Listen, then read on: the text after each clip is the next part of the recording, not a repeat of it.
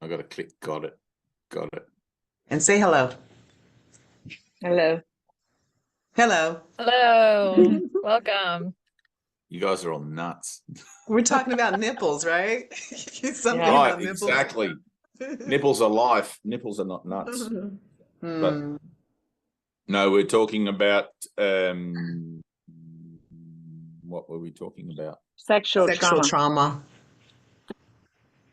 Trauma? You mean trauma? Both sides of it. Trauma. Trauma. We say trauma. You Trauma, say trauma? not trauma. Trauma. It's like tomato and tomato. Trauma. Don't make me pull out my British. Everything. You don't pull out your Dick Van Dyke. Hello, Governor. Hello, Double Governor. entendre Hello, there. Ducky. Oh, wait, I'll put my finger out. Chipado. Hello, Governor. Ducky. Hello, Governor. Hello. Ducky. We're obviously talking about sexual trauma. Oh, We're not really talking about sexual trauma. We're really talking about the addiction to the misuse of the miracle impulse. Yeah. It's like there's no real trauma in anything. I mean, everything in the world, like the idea of the world as a whole idea of trauma in itself, is the total package of denial that anyone need ever to really look at to heal all of it across the board, right? But as human beings, because we have this idea of relationships with things, we like to break things down into simple little understandable components that we can kind of poke at with our pointy brains. And one of those is sexual, I won't call it trauma, but let's just call it the whole sexual energy, whether you feel that you're using it appropriately or inappropriately, or whether you've been exposed to it appropriately or inappropriately, it doesn't matter. Both sides of the coin is still the same coin, and we need to look at the whole coin, not which side we think we prefer and which side seems to have an impact on us one way or the other. The whole idea that I think I can get anything out of sex as a act, whether that's pleasurable or not pleasurable, doesn't matter. It's just the fact that I still have it there as a value in my mind in any regard. Like eventually the time comes when you have to transcend all interests in that subject, right? Because you're giving up the world in its entirety. Sex is part of the world, same as anything else is part of the world. Doesn't matter whether you had sexual trauma or whether you have trauma from like guys that go to Afghanistan or whatever, and they come back and they've got post-traumatic PTSD or whatever. All of that is inclusive of the trauma, or the, I don't even want to call it trauma, I want to call it the fucking up, the total head fuck of the world. Right? But we tend to identify things. So it's helpful to identify things because we're looking at our loops. We're looking at our cycles, right? Now, sexual trauma is one that is both maybe helpful if it's repetitive, but if it's trauma that just came from a single incident long ago, it's hardly going to be helpful, because that trauma, which is represented by, oh, this is my karma coming back to me, which it is, it cannot not be, because cause and effect are never separate, right? Then if it was just a single incident, chances are, more than not, it's going to change its form as it comes around again and again and again. So we were talking about, who was that guy you said he was a pedophile, and you went to his concert? R. Kelly. R. Kelly. So, right, so I know. Married a 16-year-old girl or 15-year-old girl or something. I've never heard of this person. I'm going to have to Google him. 15. Aaliyah. Is his music any good at least? We loved it. What is it? You do like know his song. Really? I believe I can fly. I believe really? I can touch the sky. That guy. I love that song. Yeah. Little bump and grind. Man. I'm still going to sing it. I believe I can soar. Exactly. Yeah, but so just using him as an example, since we were talking about him, like if he married a 15-year-old girl, say, then chances are he didn't just meet her at the age of 15 and then decide I'm going to marry you, whatever. There must have been some preamble to that over X amount of years or whatever. And whether they had sex, and I don't know how old he was at the time or anything like that. But so let's say that manifested for her later on as a trauma, as something that became, she started to grow more self-aware and realized, hey, that wasn't really that cool. You know, like there was this whole thing going on. That guy's in jail. So, you know, like whatever the retribution that she feels or the justice she feels regarding us doesn't really matter. But the fact that she was even in that situation in the first place, right? That situation, like you said, he got locked up for 100 years. It can't perpetuate itself in her life in the same way. It's going to change form. She died She died in a plane crash. Oh, that's a tragic change of form. But You know who she is too. Anyway, who the hell is who? Aaliyah. Oh, she was in that movie with Jet Li. Oh, she was the. I know Jet I Li. know. I like. Yeah, she had that. Aaliyah, y'all. She was a Dracula. She was playing like. Yeah. You have a shirt of her? She's dope. Yeah, we all You do. have We all do.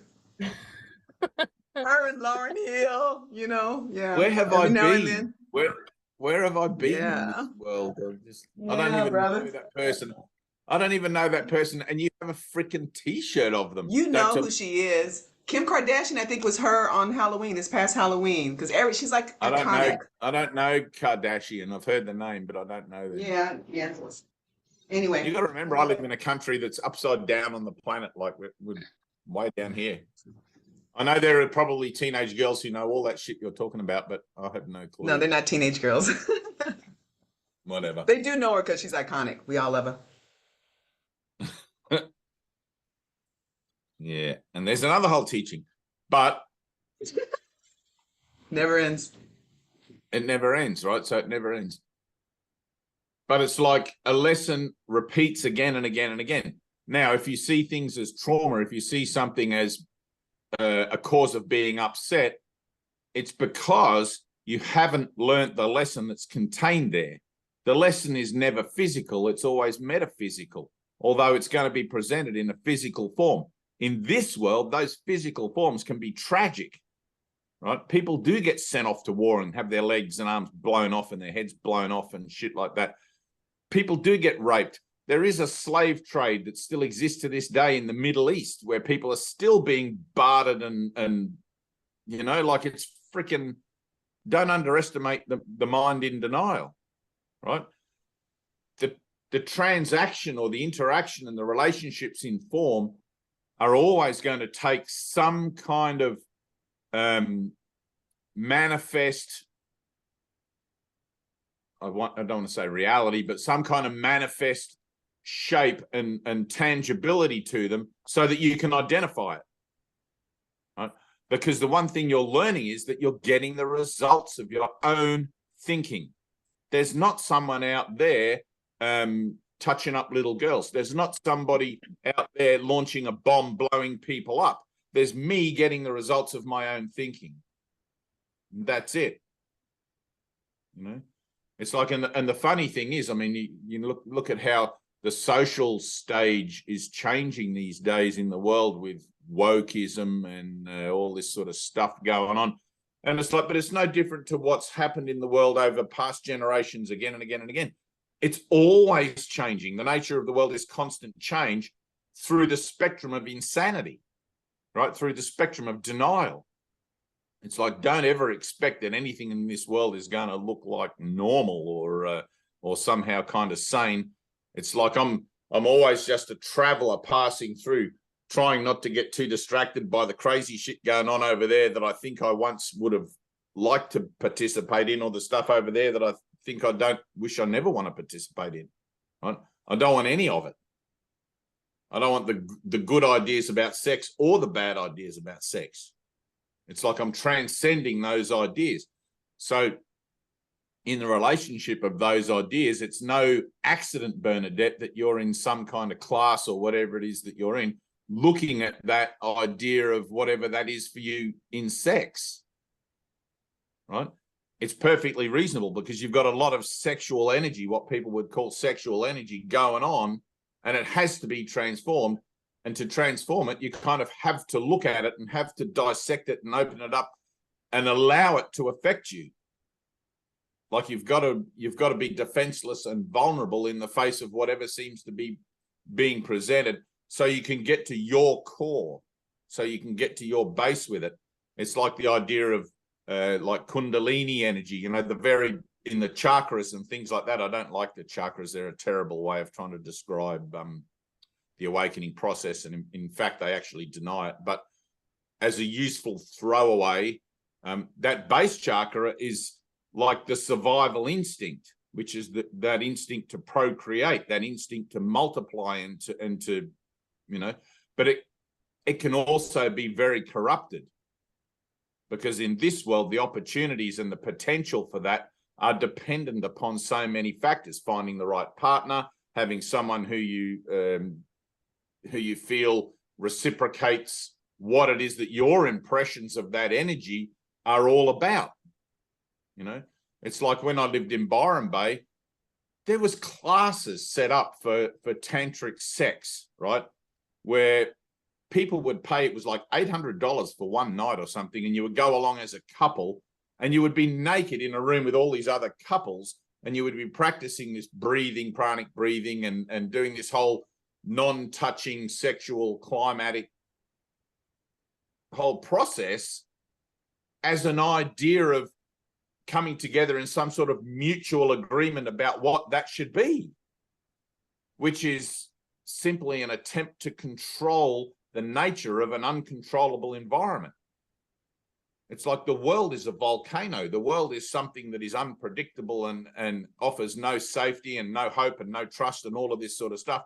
And within it, we fall into these traps of trying to organize ourselves into agreements to join on a level that really has no foundation for compatibility at all. You know, the only place we can truly join is in the light, is in true communication, is in our higher mind, a realm or a level above the physical one. And yet the physical one, we have to wipe our feet of it in order to do that.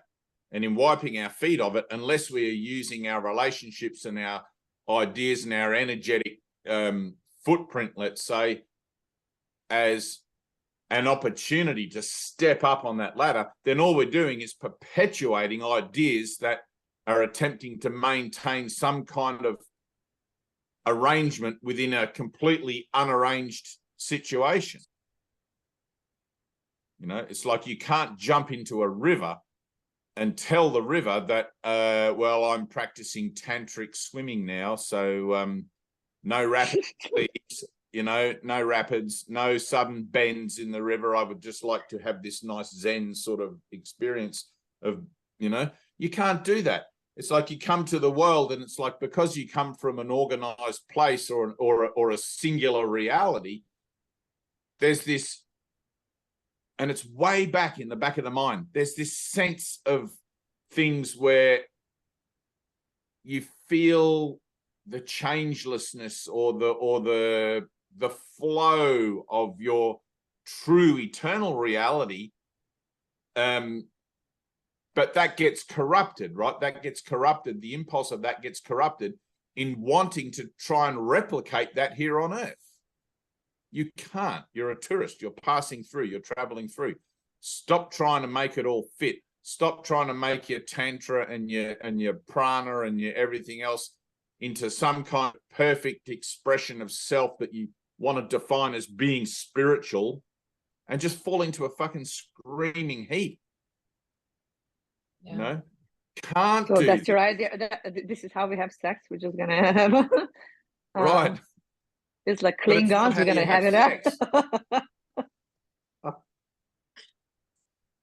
You look at my idea of sex. Maybe my idea of sex is just like beating each other's up. You know, I don't know. It's like raw. Maybe exactly. It's raw. Exactly. So and it gets right back to that idea of trauma then. What is the trauma? Right? The trauma has nothing to do with the meeting of ideas. It has to do with the effects of those ideas. It has to do with, I'm getting the results of my thinking. My thinking is traumatic, right? Because I'm trying to control my environment, or trying to decide within my environment what I think is acceptable and what's not acceptable. And by those two definitions, I call the results of one acceptability or my unacceptability. One is successful, let's say, and the other one's traumatic. And I tell myself that I suffer under a traumatic precipice or a traumatic auspices, and under a successful one, I'm triumphant and vigilant and hooray, I got it right finally. But neither of those two perspectives has anything to do with my reality. They're just more distractions. Right? Sex is a distraction. It's like Jesus says in the Course, you know, it's like it's a misguided miracle impulse. If your purpose is truly to learn to become miracle-minded, then you have to include everything into that, sex included. So, but sex tends to be like pretty much one of the last things that anyone wants to look at as an idea of transcendence or an idea of letting it go, because it seems to offer some little shred of pleasure and fulfillment here in a place where everything else seems to want to rip that away. You know, it's one of those last things. That's the reason my whole marriage fell apart, was because I transcended that need for sex or for physical pleasure or physical fulfillment, and Rosie still wanted to go on with it. And one of the things she told me was, she said she still wants sex, you know. And it's like, well, I can go through the motions, but there's no honesty there. There's no integrity. So, you know, I can make a baby still, but it's like, what's the point in faking it? We're not here to fake it. We're here to be authentic. We're here to be true to ourselves and to be where we're at with stuff. You know, one of the things that still happens for me now is, and this is from the reverse, right? So we're talking about both sides of the things. It's like there's a declaration there that I'm making, or that I'm putting out into the world, that I'm done with participating in the world in that way. And it seems to be that it's attracting to me, like my denial of it or my release of it is attracting to me. There's like a void there that I still entertain, I guess, that void. And it's attracting to me all these kinds of situations where if I wanted to, I could act on the misguided miracle impulse and have sex. But when I look at it honestly, there's nothing left. What would I do? How would I even do that? I don't know what the bits are for anymore. They're just, you know, on the physical plane. And on the emotional and intimate plane, well, I don't have a need for that, because my emotionality and my intimacy with life in general comes from within me, from a singular place of contact that I've reawakened or rekindled through meditation and prayer. For most people, that seems to be something that, it's like, man, that's like a, remember when Evel Knievel jumped over the, what do you call that thing? The Grand Canyon on a motorcycle. It seems to be a span that's almost like that. He broke nearly every bone in his body trying to do it. Or was it a rocket? I think he went over on a rocket or something. Yeah, it was a rocket, yes. Yeah. But like from a place where you're heavily invested in the corruption of miracle impulses, to a place where finally you're learning to collaborate with them and to work with them for their highest ultimate purpose. It seems to be a span of, how do I get from where I am now to over here? But it's exactly the same thing, right? It has to be miraculous. Through prayer, through asking, I have no use for this, and realizing how false you are in that. I'm asking for the release of my mind from its addiction to corrupting the miracle in favor of physical gratification. I've chosen to follow Jesus. I've chosen to be a miracle worker. I've chosen to say yes to my Father And at some point, I have to lay aside this vessel. I can't do that whilst I still have an attachment to its use for some reason or other, you know.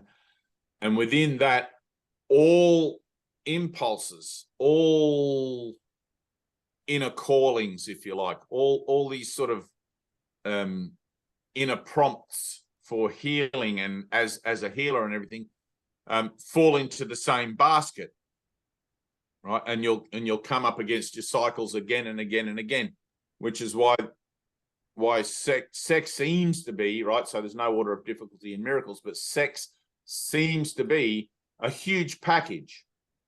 Oh, yes. I was going to say that just to question something that you just said. So meaning is that you still find use for it is even if it's in a traumatic way, right? So meaning is it like right. whether that you want it or not wanted, the not wanting right. of the past event of whatever happened back then, I still obviously want it, right? It's still useful. Right. Okay. Of course. But you could want it in many different ways. A lot of people will self-sabotage themselves in all manner of ways, right? The addiction or the compulsion is to maintain the identity, right? Not the particulars of how you do that, right? So the compulsion is the maintenance of my identity in separation, whether I use sex to do that, whether I use inappropriate sex to do that or appropriate sex to do that, whether I use drugs and alcohol to do that, whether I use overeating, superficial relationship, anything in the world, anything, right? But because we have a hierarchy here of in the world, we have a hierarchy of things where we kind of like collectively establish that some things are more egregious than others and other things are more prominent, you know, in their worth and everything. We have this sort of sliding scale, and the sliding scale, it goes up and down according to social demographics, right? It's like back in the days of Romeo and Juliet, people were getting married and having kids at the age of 12 and 13. Yes. They only lived to about 30, 40 years old, you know, most of them. They used to get the pox and every other goddamn thing and herpes and wipe them out. And possum sperm, who would have known? Yeah. No wonder it's the #1 miracle, right? Like there's no order of difficulties. No wonder that's the number one. Right. There is no order of difficulty in miracles. Right. So whatever you're looking at, but look at it where it is. Right. It can just as easily change tomorrow. The ego is very tenacious and it will bring you all sorts of distractions so that you can justify not looking at what it is that seems to be provoking you, right? It's only ever going to be your own thoughts about something that you think is provoking you, but don't let yourself off the hook, right? So whatever this class is you're doing and you're looking at sexual trauma, childhood trauma or adult trauma or any kind of, I mean, people get raped and sexually abused at any age in life, you know, but men and women. Don't be afraid to look at it like where it is, right? Whatever this thing is that you're doing involving with it, obviously it's a process. If you can see it as part of salvation, then it simply becomes a process of being able to look at it. And like when we started this thing, you had some kind of emotional, like, whew, it's heavy, right? You're looking at this heavy thing. Good. The heavy is what you want. It's not the thing. The thing is just the set. The thing is just the stage for you to look at where that heaviness is in you. It's the heaviness that you want to get to the bottom of. That's a good thing. It's healthy, right? It doesn't matter what the form that takes that it's presented in that stirs that up. You know? It could be like studying brain surgery and, you know, like students and they're like, oh man, this is heavy going. And it's like, and it takes you to that place where, and you just want to dump, you know, you just want to dump and vent and all of this stuff and all this emotional thing. So it doesn't matter what the form it's packaged in. The fact that to you it's becoming this kind of heavy, or I forget your exact words, but you can did we rewind? I don't think we recorded that little bit. No, I said it's heavy because it's just like, yeah, heavy. It's bringing up a lot of stuff in everybody. Like we're talking Good. about like I brought it up. I said, okay, so we go around. If you still get triggered by like somebody who's touching kids, right? Like you still have something to deal with. Like we all have something, right, with sex. I don't care whatever that you know. Yeah. You deny But it from yourself. It's gonna not come it's some not the way. something that you're dealing with. It's not the something that you're dealing with, because the something always changes. If it's not this, it'll be something that. It's how it makes you feel. Okay. Right? It's like if we put you into a different environment in a different country with different social standards and whatever, that same situation may not make you feel the same way. Like in ancient Greece, they used to take the children when they reached puberty with the grandparents up to Mount whatever it was to have sex with the grandparents as a way of teaching kids about sex. I mean, nowadays we look at that and Greek people probably look at that and go, what the fuck? What, like, you know? But back then it was perfectly normal. You know, nobody would have said this is traumatizing to the kids because it was their culture. You see what I'm saying? But now we have this whole thing of whatever it is that we're doing with the kids, with our spouses, with our international neighbors, with anything. Everything's a relationship, right? But it's what it brings up in you, right? We're here to dig down into our denial, to find our denial, and somewhere within each of us is a parcel of discomfort, a parcel of heavy energy, a parcel of dark, horrific awfulness. Right? I don't know how to give it a name because it's like it's nameless, but it's just, we'll just call it denial, right? That's what we want to bring up. So when you say to me, oh, it's heavy, it's all this and all that, don't worry about the all this and all that. Stay where it's heavy. It's the emotionality of it that you're here to look for, not the particulars of the things that brings that up, right? It's like somebody stuck down a hole, down a you know, like a mining, when a mine collapses or whatever, and the people are stuck underneath and the rescuers on top are trying to dig them out. It doesn't matter how they dig them out. What matters is that they get them out, right? Whether they use a little shovel or a big shovel or pink ropes or blue ropes, the particulars doesn't matter. What matters is getting those guys out. Yeah. Right? So for you, the particulars of how it's framed or how it's packaged, in order for you to realize that you've got a couple of guys stuck down deep inside that want to get out, right? You've got, let's say you've got two miners stuck in you and they feel like they're in your gut somewhere. And if you're really honest, you'll feel like they're right down near your pelvis, right? There'll be this horrible cramping kind of like energy there. And that's your kundalini, for want of a better way to talk about it. The idea of sexual abuse and whatever is just the means by which you get down there. It could just as easily be war. It could just as easily be famine or natural disaster or anything to make you feel a certain way, to put you in touch with how you feel, right? Because on the surface, it's easy. Oh, I feel great. I'm having a great day. I'm going to go and see my friends for coffee and blah, blah, blah. And I've got a T-shirt with my favorite people on it and all these sorts of things. But deep down, what do you feel? Right? Where is the darkness inside? It's like Jesus says, you have these secret coveted thoughts and these things. That's what we're here to do. We're here to go right down into the dark, right down and expose what's there and bring it up for healing. Right? Here, Father, look at this with me. Anna, same thing. Right? Tina, same thing. The surface and the particulars of what's on the surface, the pink rope or the blue, that doesn't matter. Just use the goddamn rope for what it's for, right? Use it to get to the guys that are stuck down in that mining collapse and pull them out. So you just said something, is what is this for? Because even like going through my past, right? Going into some of those dark areas that what you talked about, right? And some of those past memories that I believe something sticky back there, right? Keep pulling me back there, right? Right. It's like I open up to Holy Self about all the bullshit that I feel, okay? That is pulling, it has happened or has happened. And then I ask him, what the fuck is this for?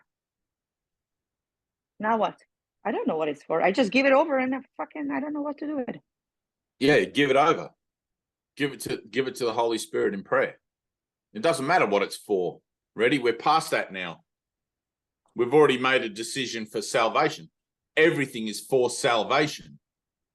Right? That's what it's for.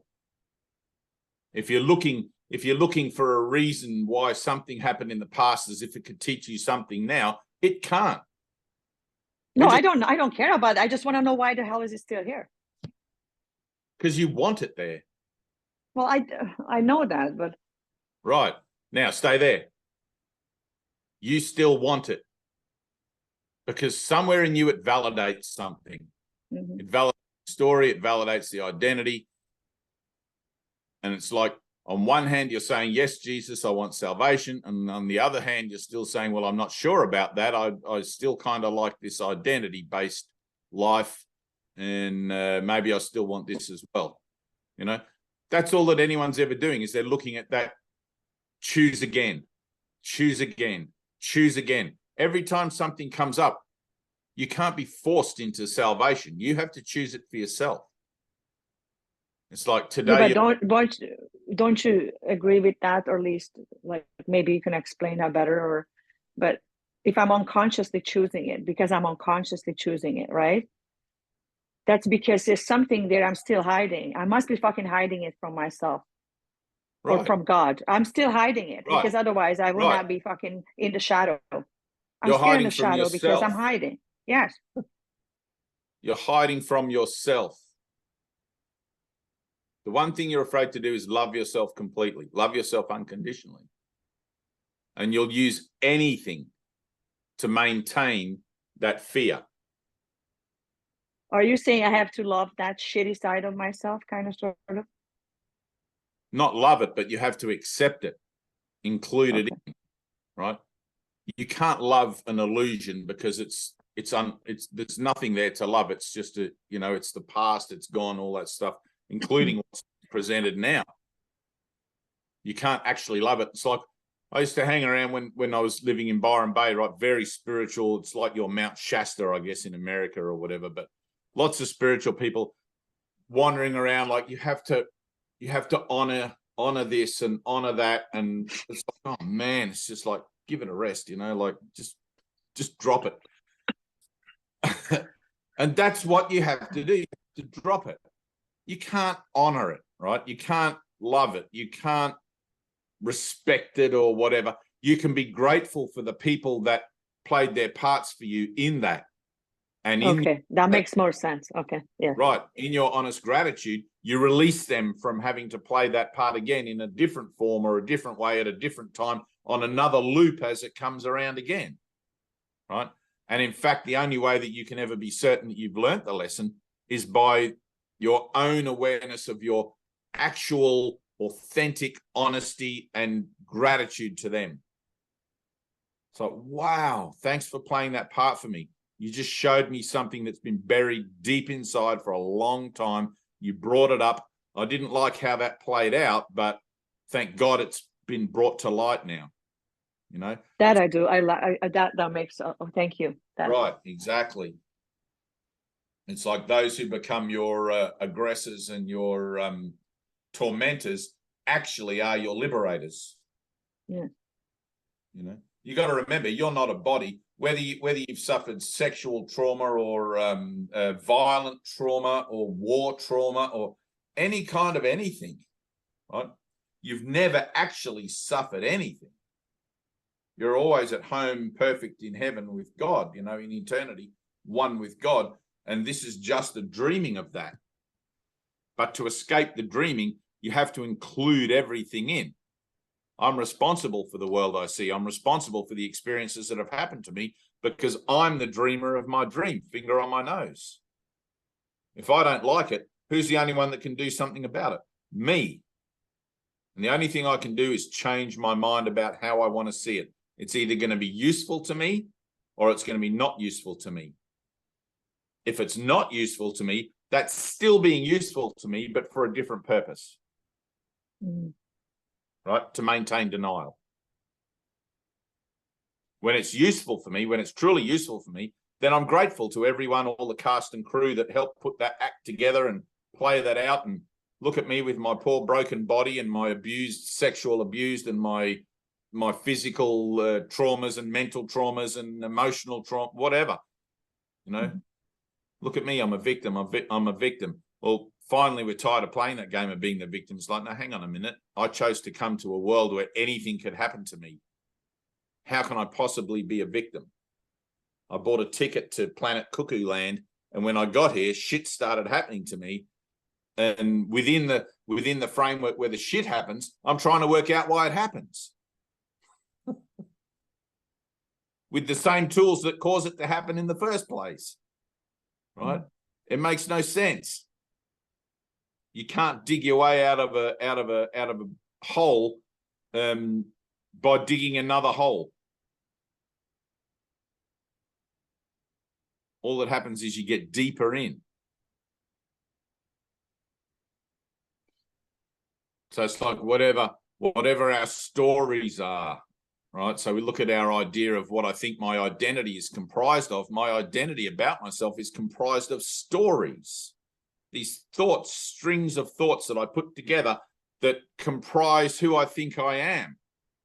All of them are false. All of them are not who I am.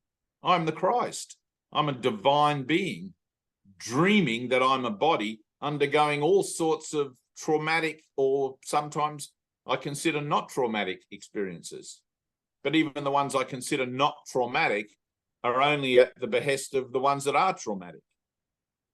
Right? I'm still caught in the arena of everything where that trauma occurs. It's still what I call my physical life. Whether it's good or bad, it doesn't matter. I'm still trapped in this fishbowl and can't get out.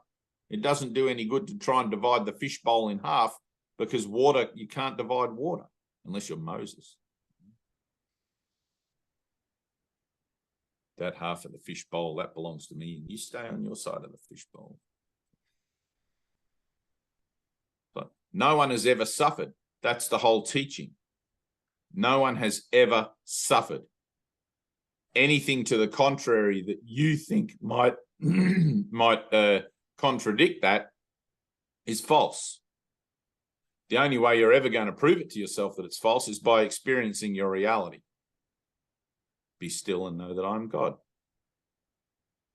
That's where you have to meditate, go into the light. Reality waits for you in the light, not out there in the world through countless sessions of therapy or, coming to terms with your past, or, So there are people out there that they're not even satisfied with trying to rectify the past of one life. They go into past life regression to try and find their goddamn trauma. It's like, what the hell? Just drop it. Just stop playing that game. Stop playing the body.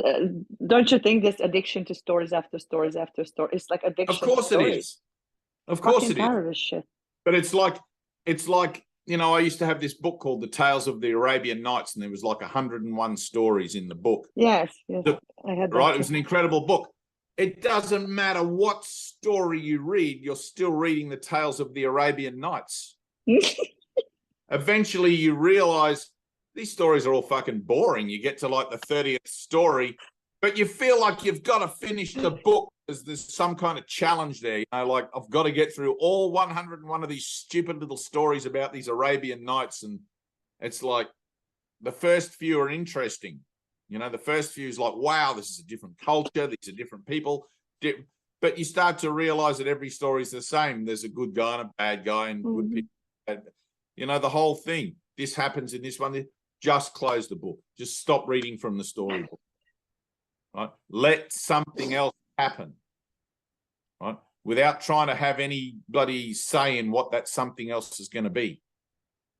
Let it be miraculous, because you're learning to become miracle-minded, right? I'm done with my stories, Father. Right?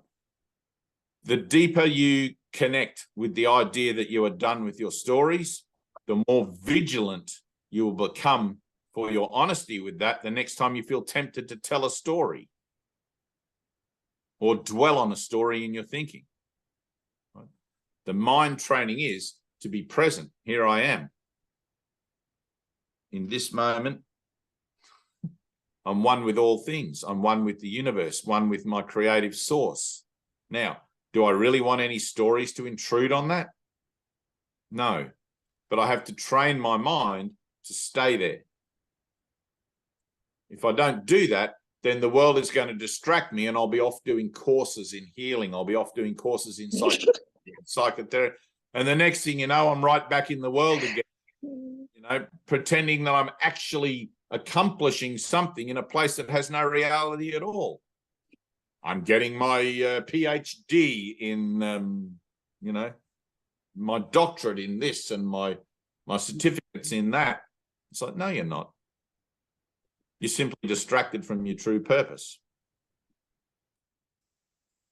Your purpose is to give up the world. It's to escape from the physical nature of what you think this is in its entirety.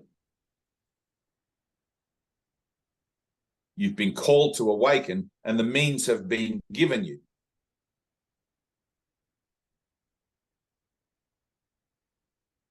It's like the only reason that you don't value the means is because you still think there's something else out in the world that you value. I like my sexual trauma story. That's good. I feel validated. I get in a group of other people. They all got sexual trauma stories. And together we can validate our victimhood and our ideas of overcoming our victimhood and becoming triumphant in our healing. And we're free of our story finally. You've never been a prisoner to your story except in your own thinking. Let it go where it is. It's right there. Ready? Done. Don't tell that story again. You're free. You're free. You have now. to keep perpetuating it, but keep talking about it, right? And then get everything. Ready? Put your finger on your nose and say that. I keep perpetuating it. I keep perpetuating. Right. I keep talking about it. When are you going to let it go? Well, I just have to finish this course. I just have to complete this. Just once I complete this module, whatever it is, you know, it's ridiculous. Come on. It's like snap out of it, Ted used to say. Snap out of it. You're caught in this delusional cycle of thinking that there's something in the world that can validate you. It can't. The only validation you are ever going to get is from your Father in heaven. That's it. Because that's the only validation that's real. You are his son and he loves you. You are the Christ.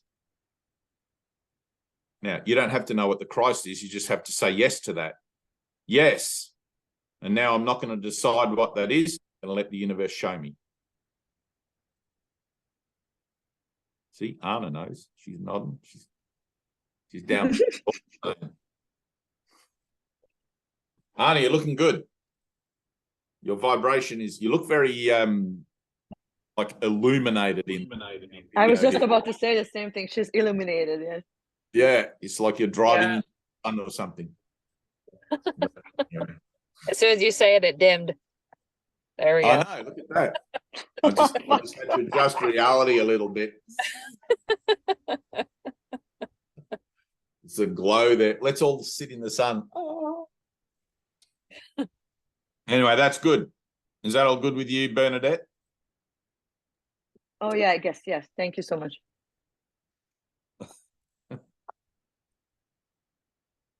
Good. That's been sitting on my mind for a bit. And you know the funny thing you said how it feels heavy, right?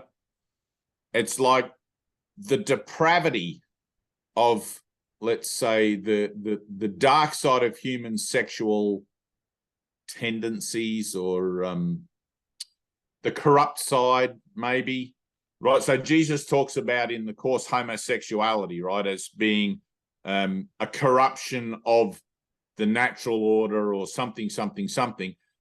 He doesn't see it as anything right or wrong. It's like it's not good or bad or anything. It's just simply more shit to be corrected, like literally more stuff to be corrected.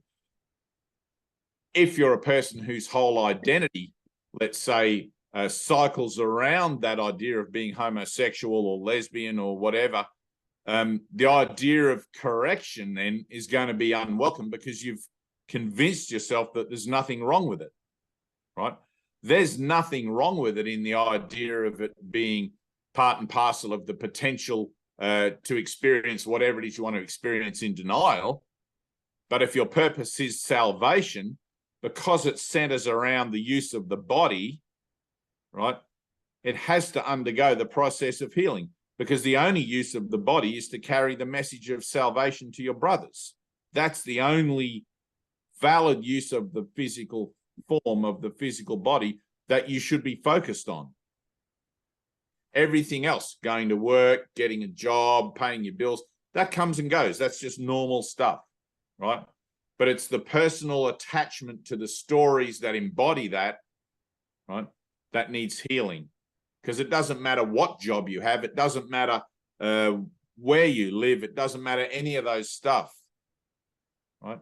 It doesn't matter whether you're homosexual, bisexual. I don't even know what all the sexuals are. There's so many these days. But, you know, it doesn't matter any of those things. All of them come under the banner of healing, because they're all temporal identity based. They're all based in the physical identity. I'm a being that experiences myself as or identifies as this, that, or the other.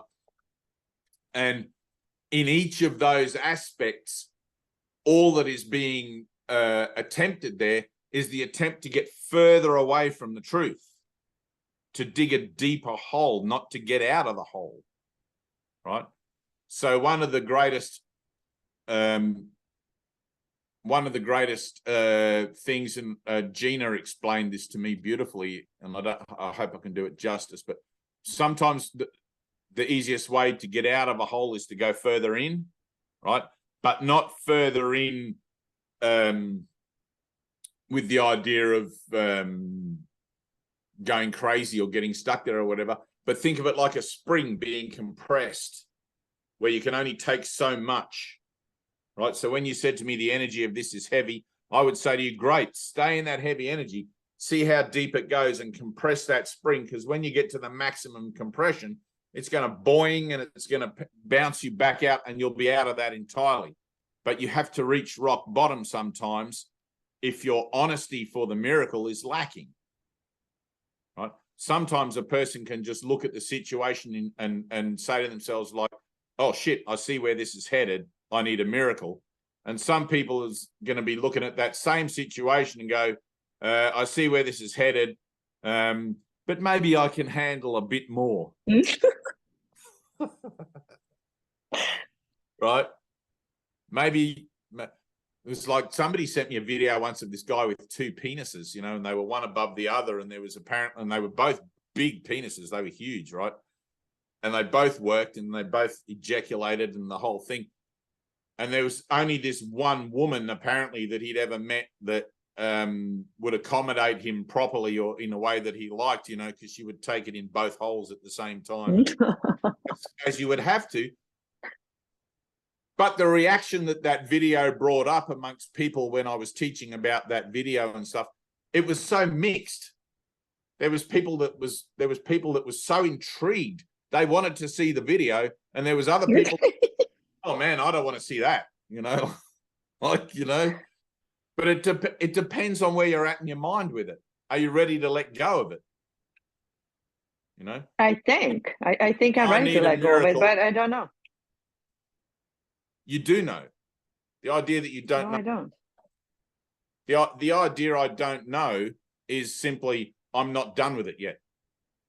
Mm-hmm. Okay. Right. So you have to go deeper in. Because when you're done with it, you'll pray, you'll ask for a miracle. I'm done with this. I'm done with sex. I'm done with the physical. And that doesn't mean you're never going to have sex again, but it means that the corruption of the miracle impulse isn't going to be something that you continually desire or want or become addicted to. You know? And that's going to bring up a whole flurry of things. What about my partner? What about my my lusts and my passions and my whatever it is, you know? It cannot not bring all that up, right? But it brings it all up for healing, the same as anything else. Mm-hmm. To remember, all right, what is my purpose? Is it salvation or is it the world? What am I about here, actually?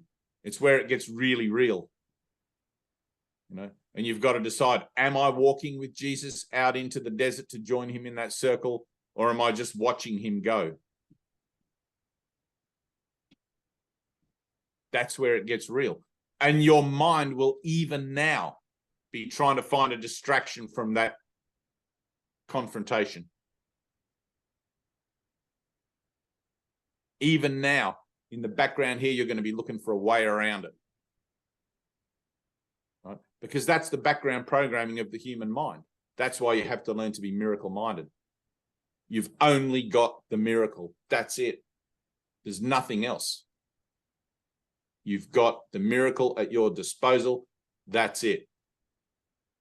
Everything else is a step on the ladder out of hell, out of purgatory, out of the world, out of the cycle of reincarnation from coming back here to do this again. The only choice you have is when you want to do it. That's it. When am I done with this? In this life or the next life?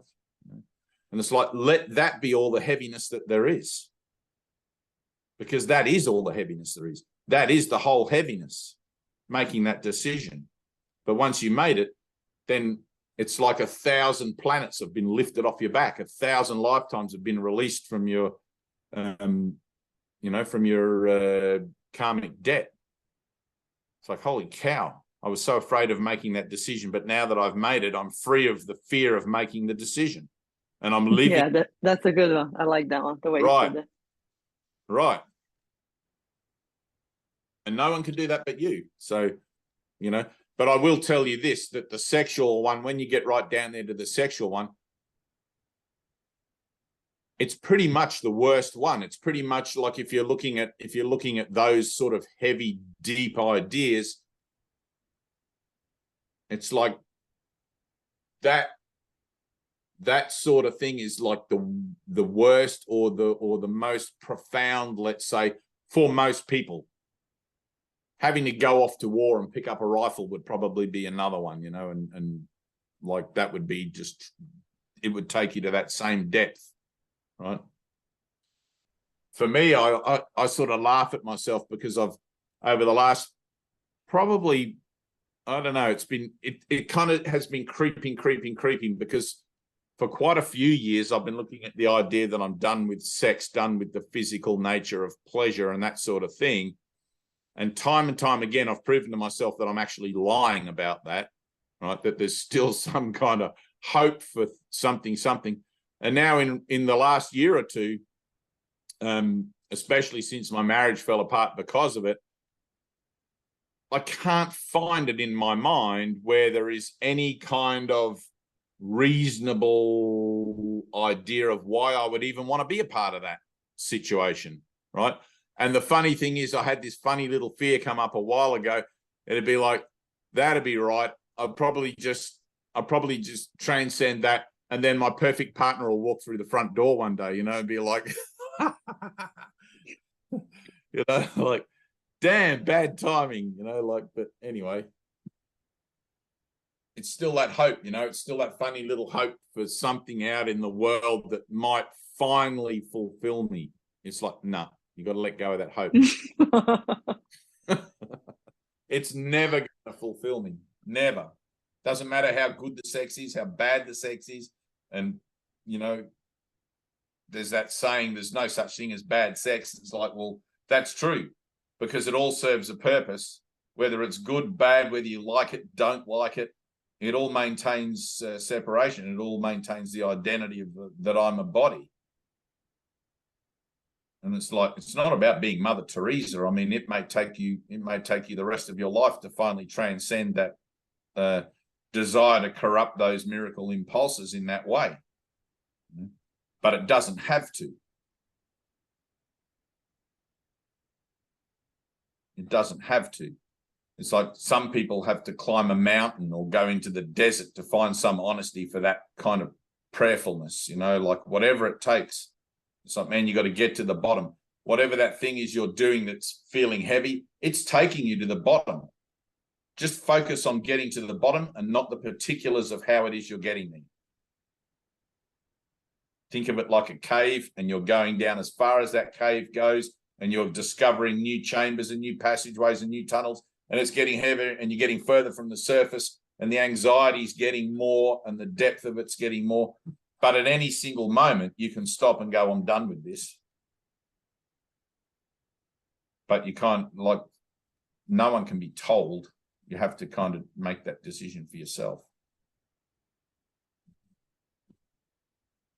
Isn't that right, Tina? Collector of obscure T-shirts. And my daughter has a T-shirt. Not so obscure. What's well, that? it's obscure.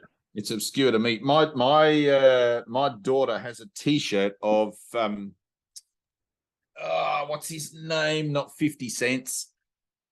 The other guy. Snoop Dogg? Snoop Dogg's on it, but it's just, there's two rappers. The Snoop Dogg. Must be LA rappers. Tupac. Something. Tupac, that's it. Yeah, Tupac. Yeah. And we our shopping center big by your standards. It's like there's probably 100 stores in our, is that it? West Side? Yeah, West Side. That sounds so authentic when you do it. I'm from the West Side. We had to go. Yeah. We had to go to every store to find this particular shirt, and we couldn't find it. And then the other day, she sent me a picture of herself wearing this. She'd found it somewhere down there. It's like purple and white and whatever. For the Lakers.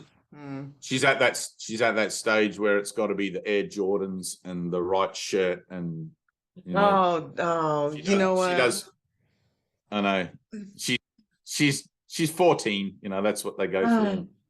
Well, you know what, Dave? You're talking about this stuff with Bernadette. I'm gonna just hop in real quick. Go for it.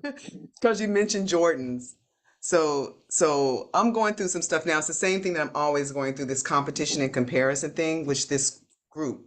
Oh yeah, that's your thing. Today. You know what I mean? That's my thing. That's my thing. Yeah. So when all of this ended, you know what I mean? Like I felt like my head got cut off. So all of my stuff, yes, Father, yes. All of my stuff came up, and I knew that I could not any longer project it out. You know what I mean? I didn't have you to project it out. So I had to finally heal it and or offer it up, like just be really, really honest. So I went to the bottom of all of that stuff, and it just, all of it was, I don't know. Good. But you're talking about Jordans. So something happened, right? So this was not my thing. All of a sudden, my job becomes ridiculous, and I could give two fucks about my gig. I don't care. I'm horrible at it. I don't care. And that thing doesn't scare me. But there were massive. That's why you're there. Yeah, I am. And there were these massive layoffs. That stuff doesn't scare me. I've already been through not having any money. That doesn't scare me. There were massive layoffs. All of a sudden, I become exalted at my job. Like, I'm good at my job. And there's this big competition. It's March Madness here in the States. It's a big thing. We're having March Madness at my job. So now there's this offer for this competition, and like crazy competition. People are going nuts. I have no desire for any of these prizes except for the Jordans. I wanted the Jordans. That was the only thing that I sort of wanted. But I didn't win the Jordans. But there's the prize is to be able to go to the end of this March Madness. There's this big celebrity basketball game, blah, blah, blah, blah. That's the prize. I don't care, but I don't want to lose. So I'm going crazy in this competition. I don't want to win anything, but I don't want to be a loser. And so I'm looking at this, and people are working like 70 hours a week. I could barely work 30 hours a week, but all of a sudden, all of this is gone, and I have time now.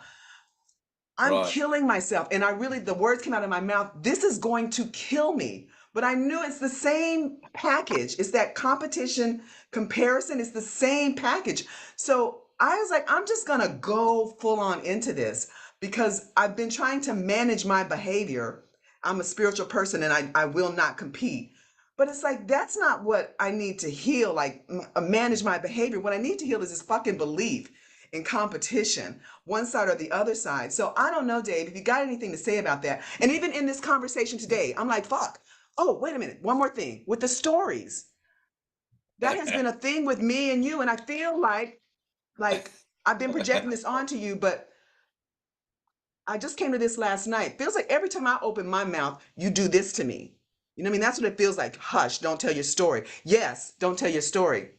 And I was kind of looking at that like every time I tell my story, I'm really just self-referencing. I'm building myself back up. I'm like keeping it there. I'm never allowing the whole thing to fucking drop because I got a story that I'm going to be able to tell, and I think I'm going to be able to inspire people and blah, blah, blah. And every time you would do that, it would cut me off, but it would drive me crazy because I'm looking around the room and I go, everybody else tells their story. You know what I'm saying? And you let them tell their story. So it's this whole thing. And last night it was like, fuck, thank you, Dave. Thank you, Dave, because there is this rebuilding constantly of Tina, and I'm just so fucking sick of Tina. The person is the fucking problem. I'm just so sick of Tina. And We're I sick want of to be it mad too. about it, but it's like, oh my God, it's like you just every single time. And I know it just looks like that to me because there's this filter that's in front of everything that makes it look that way. But now I'm seeing like, oh my God, that's it. Fuck. So I don't even want to really talk anymore about it, but I want to just ask the question about all I feel to do because I don't know. I'm just like, I don't know. I've been living with, I don't know what anything means, including fucking this. So I don't know Good, how to respond. And I good. won't respond based on my past learning. Let something new happen. So just fucking doing shit I don't even do, Dave. I don't want to work 30, I don't want to work at all. At all. And I'm working like fuck. Because I don't want to lose. Because I don't want to lose. And I know what I don't want to lose is this. You know what I mean? But I don't know how else. I'm not the one that can do this.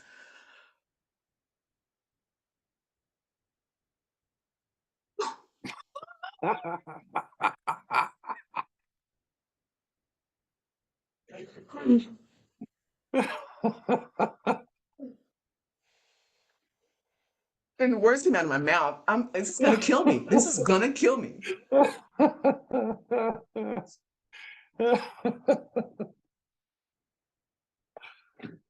I like Anna's stories. When Anna tells stories, they're awesome.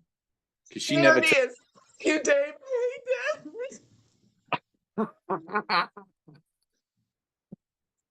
Anna never tells the story. I never tell the story. I just cry. Yeah, she just goes into it. She goes into it. She doesn't validate it with all that backdrop. Perfect. We're each of us is so individual, Tina. We're all like, a diamond. Each one of us is a facet.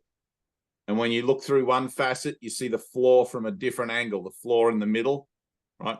But it's the flaw in the diamond that makes it unique.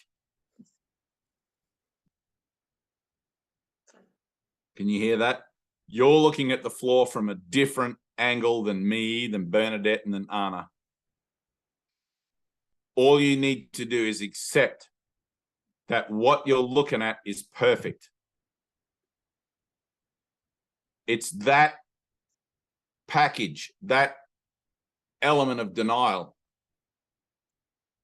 that your salvation is revolving around right now. The idea, I don't want to lose, as if you can lose. As if you can. But you perpetuate the idea of losing. This is going to kill me. That's going to kill me. It'll be something always going to kill you. Right? You'll perpetuate that again and again and again until finally you accept the perfection of the situation. It's like, oh, there's nothing wrong with being competitive. That's what I think.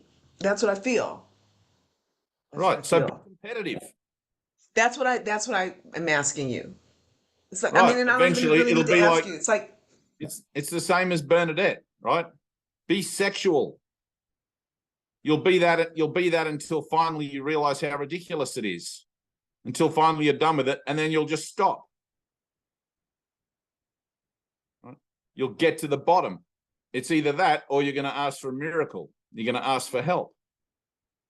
And that'll come from your heart. It's like there's a lot of energy for both of you guys. There's a lot of energy around those two particular aspects, two particular facets of the diamond you're looking at, which is the diamond of self. Let's call it that. You know, use it. You've already seen it. You've seen it from one side, and now you're seeing it from the other side. Exactly. That's what I'm saying. But you're still looking at the same thing. Exactly. So it's like the belief. I just want to let go of this belief in that. It's a possibility. You know what I mean? Right. It's not the belief in losing or competition or whatever that you're trying to let go of. You're trying to let go of the idea of separation that's represented. Exactly. And that's how I'm using. Right. That's what I'm using this for. Exactly. That's Good. what I'm. Yeah. Good. So do that. So okay, that's what I'm doing. Just wanted to Good. tell a story. Stop telling your story and get on with it. Everybody else Work tell the 70 story. hours. Work 70 hours a week, you lazy bitch. Get in No. there and be the best of those crazy people looking for shoes and stuff. Working for shoes. What the fuck? Fucking ridiculous. I know. They come from China out of a factory. The Chinese I people, know. or a pair or something, slave labor. I know. You know, I saw a video the other day of people making socks in a factory in like Uruguay or somewhere or whatever, some like poor country. And there was 3 or 4 women who spend their whole day, they're like this.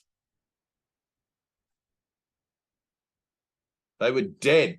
They're picking up socks that come down this big conveyor, these little white gym socks, and they're like, they're not even talking to each other. They've got nothing left to talk about. They're just, you know, a robot could do that. And they're putting these socks on this little frame where the frame then puts them in a plastic bag and they get sealed up or something, right?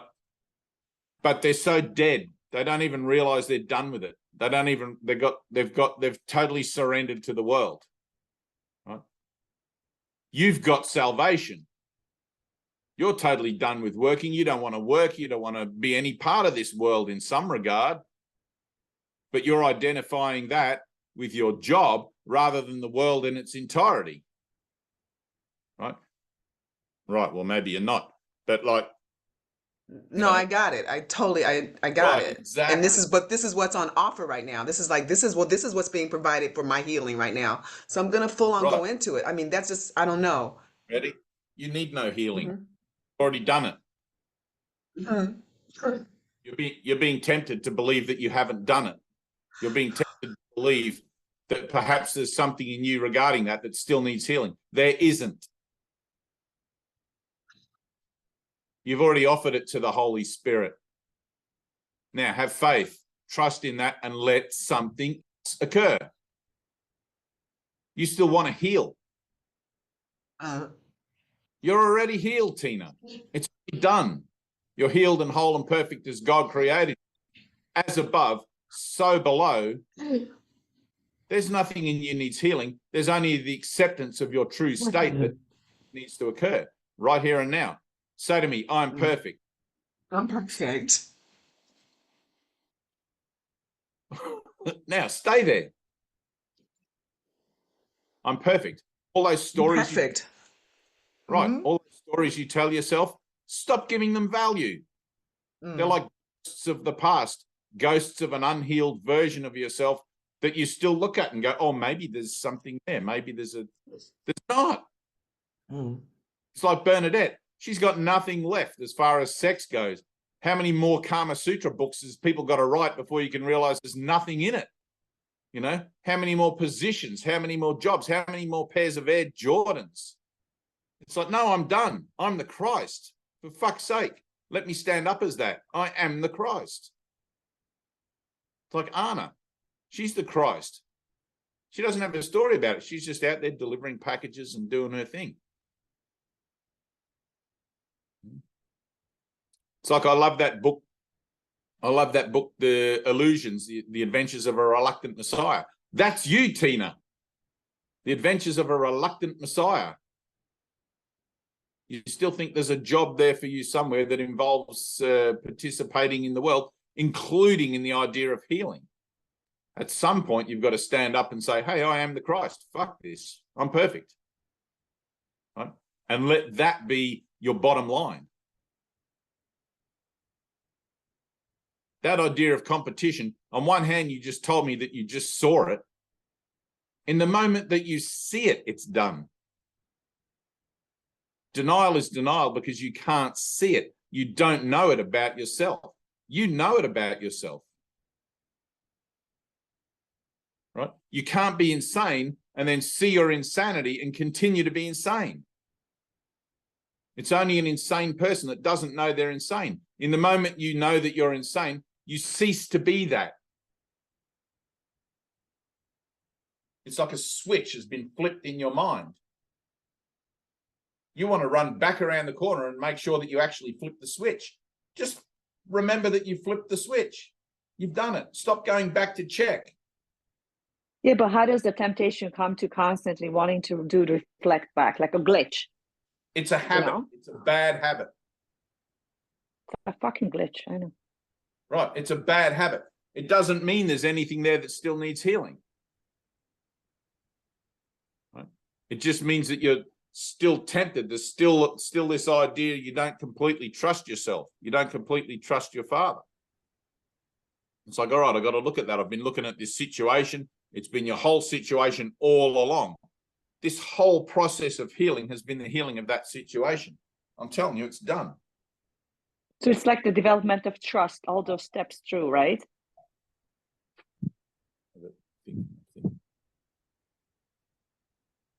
No. It's done, Bernadette. Stop trying to find a story to validate how it's done. Simply accept it's done. Right? It's the same way as we were there when Christ was right. Christ. But why can't we accept it? The addictive mind can also be addicted to the process of healing. Right? I know several people.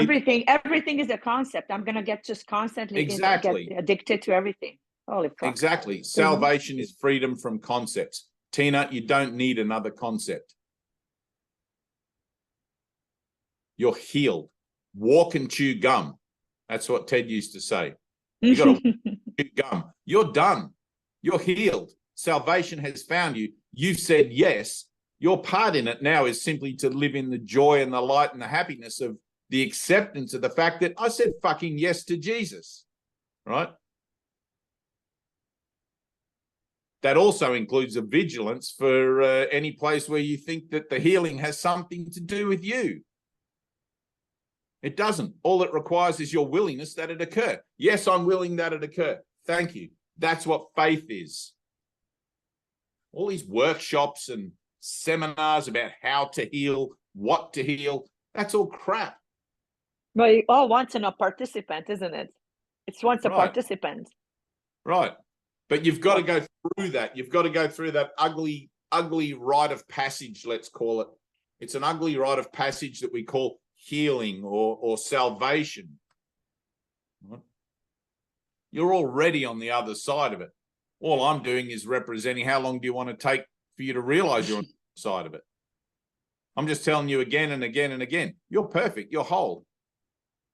You're the creation of God. This world can't tell you what you are. Stop looking at the stories out there about the world and about everything else that seems to be going on. Abuse, competition, all of these things, and just see how that all makes you feel, actually. You don't have to break the cycle of what it is you think you're involved in. You have to get to the bottom of how that makes you feel. It's like, oh, that's my salvation actually calling me. It's a journey into fear. It's a journey into that dark place. Otherwise, I'm going to be stuck in the world chasing my tail. Bad habit here, bad habit there, something not spiritual here, not... Everything is spiritual. Everything is mind. Spirit is mind. Inclusive of the particulars of whatever it is you think that your process of coming to an awakening is. You're already awake somewhere in your mind. How everything in the world makes you feel is going to lead you to that. Right? It's either going to be the long way by doing it in form, or it's going to be the short way by being miraculous. I need a miracle here. I see that I have a dark spot. I see that I have this dark energy. The temptation is the ego always wants to associate with it as something outside. Oh, it's competitiveness. Oh, it's sexuality. Oh, it's no, it isn't. It's denial across the board. It's just something that's being cleaned up under the auspices of healing. That cleaning up is the job of the Holy Spirit, not of you. Your job is simply to allow it to happen. Be still and let it happen. Let something else occur. Feel how it makes you feel. Don't try to find justification for why you feel that way. We're deliberately looking for our darkness. The competitiveness, the sexuality, it's just the package in which the gift is wrapped. It's what the gift contains that is important. It contains a whole bunch of dark shit. I'm telling myself I don't want to look at it, but actually that's my journey to go into the fear, to look at it honestly and continue to give it to the Holy Spirit for my healing. Right? Because the place where I think I'm unhealed and the place where I'm actually coming to an acceptance that I am healed are coming together. And when they meet, one's going to cancel out the other. Matter and antimatter, boom. And the reality is going to remain and the illusion is going to disappear. That's a good teaching. It's the last teaching you'll ever need.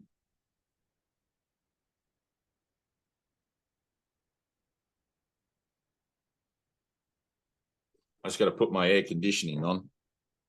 It's getting a little warm. I want to take my hat off, actually. Better idea.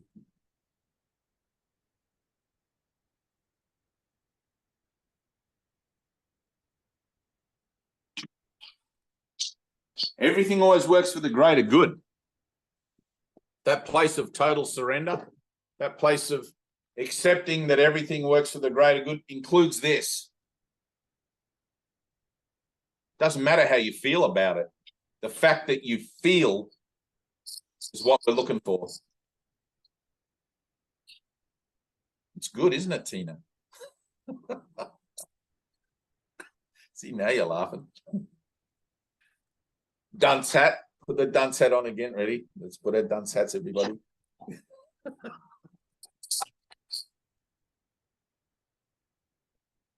It's so easy to get your pantyhose in a twist.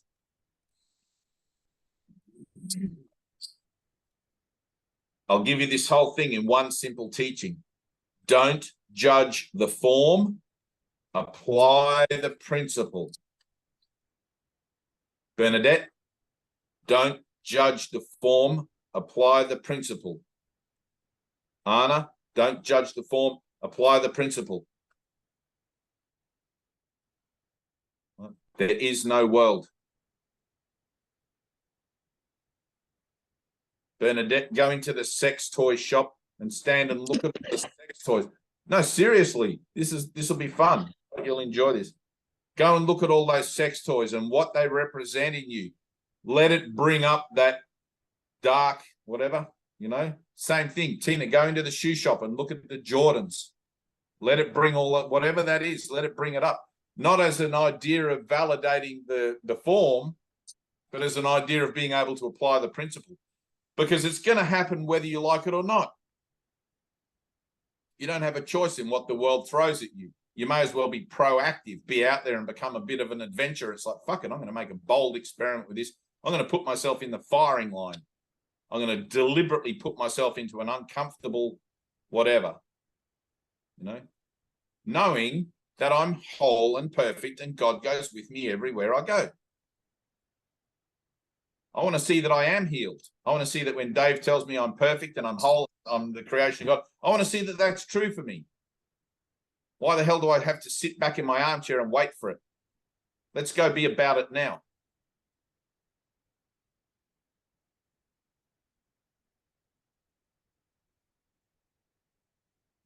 In the world, but not of it. You'll soon see. You'll soon see how much darkness is still left in there.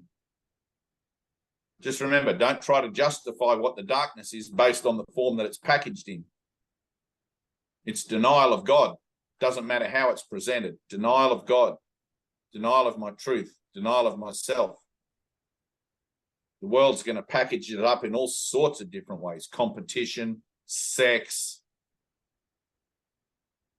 Don't get caught looking at the packaging.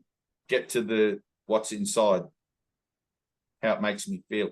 I feel fucked, but I'm whole and perfect. Now I'm going to go into that. I don't have to fix my competitive nature. There's nothing wrong with that. That's like, what the hell?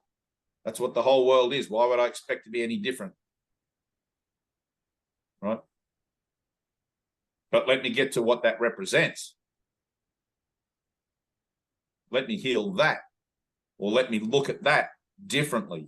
Let me see it as being useful rather than being as something that seems to be a thorn in my side.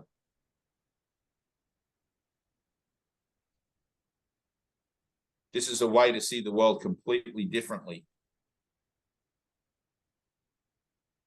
Your awakening proceeds along lines that you can understand and you can interact with and you can relate to, but you have to remember your purpose. Otherwise, you're going to get your knickers in a twist and you'll be right back again to square one, looking at things that you think you've got to fix or solve.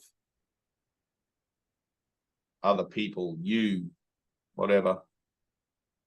There is no world. This is a dream.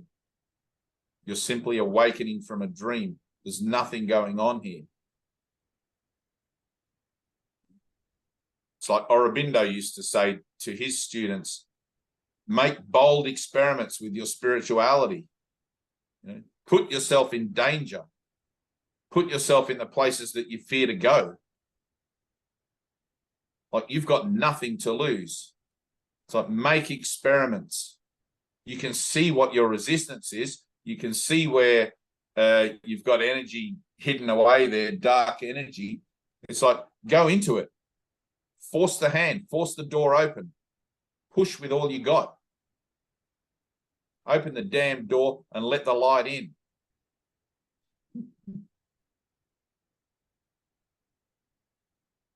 The next time we meet up here, I'll expect you to be wearing Air Jordans, Tina. Dave, I'm beating everybody. I'm beating everybody. It's ridiculous.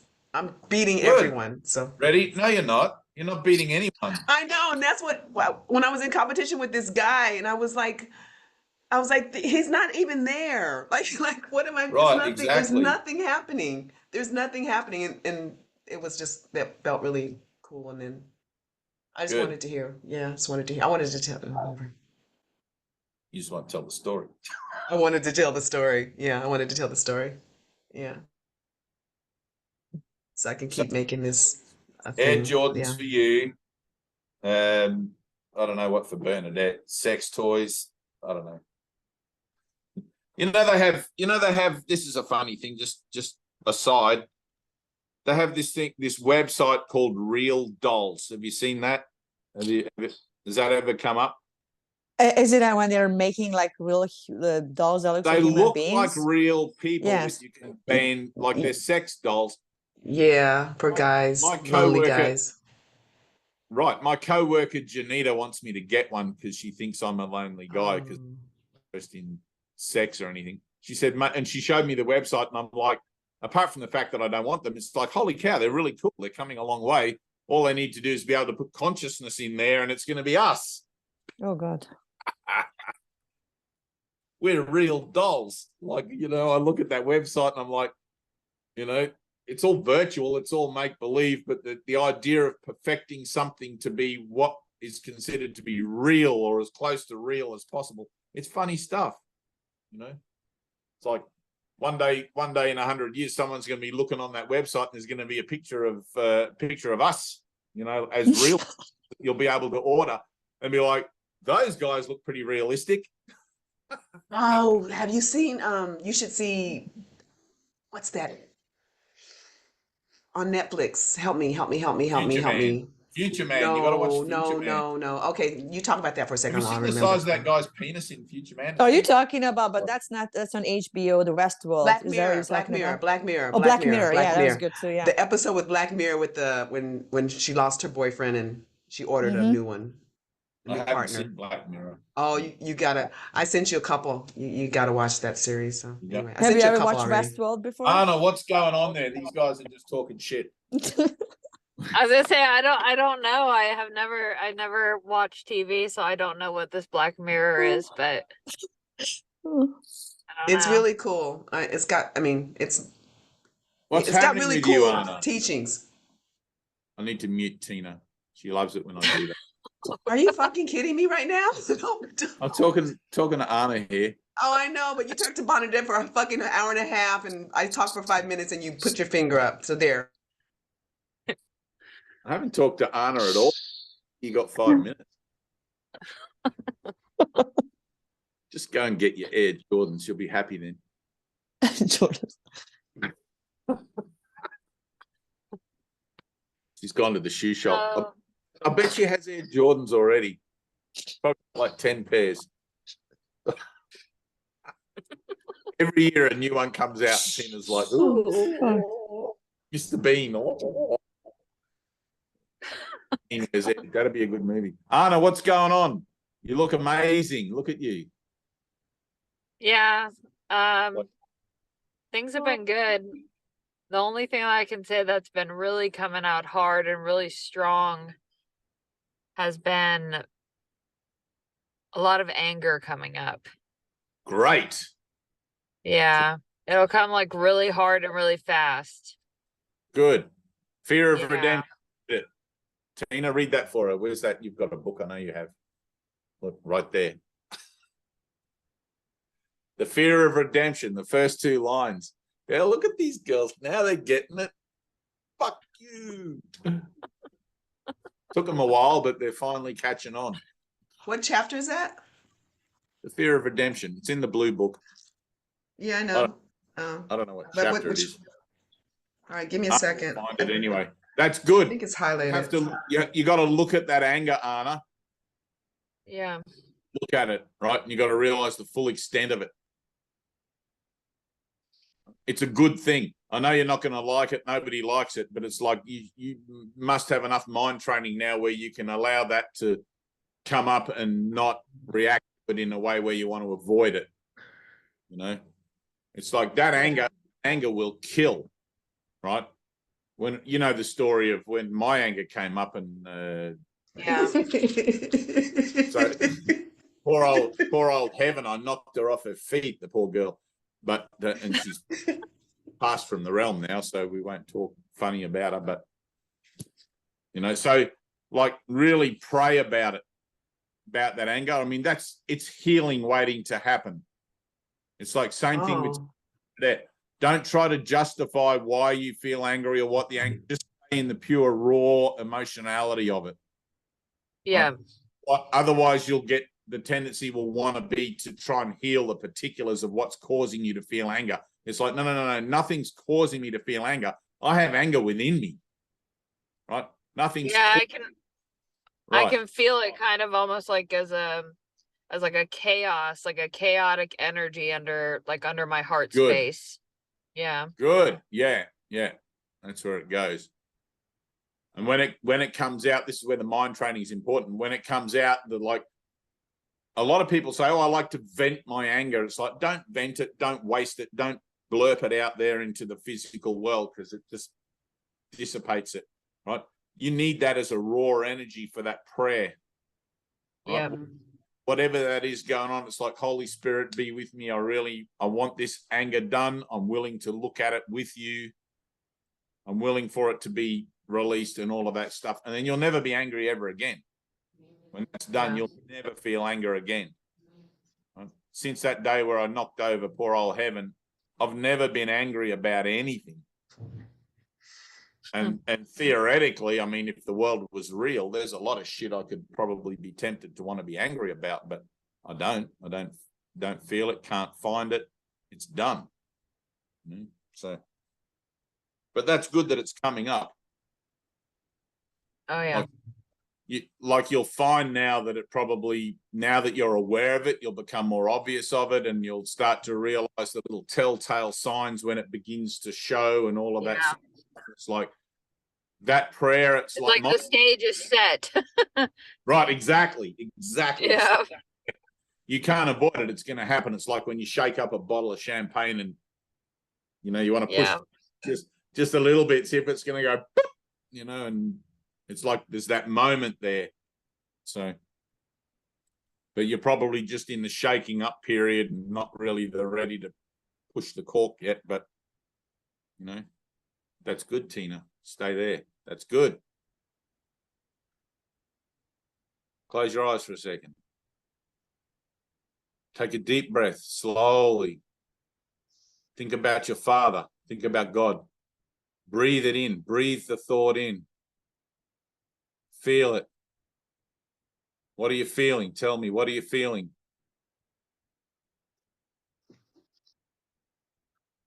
Space.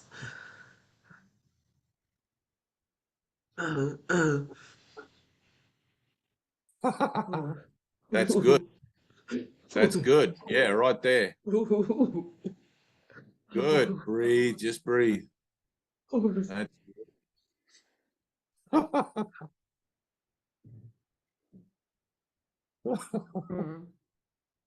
Think about your Father. Focus. Focus. Breathe.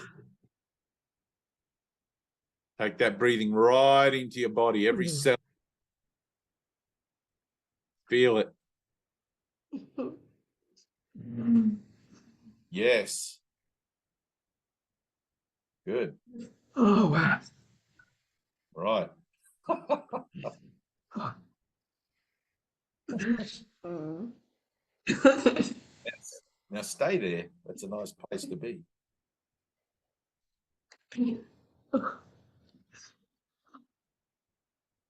If we're in India, I would tell you that your mudras have been activated. So, which is nice. Oh, good.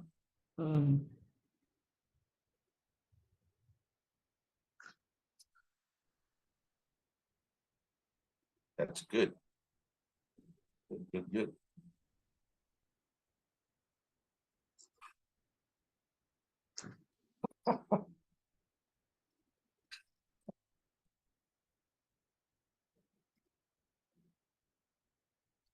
There's a whole worthiness. There's a whole. This goes so much beyond the body. This goes so much beyond the identity. It's like that's just occurring in you now. That's not of the world.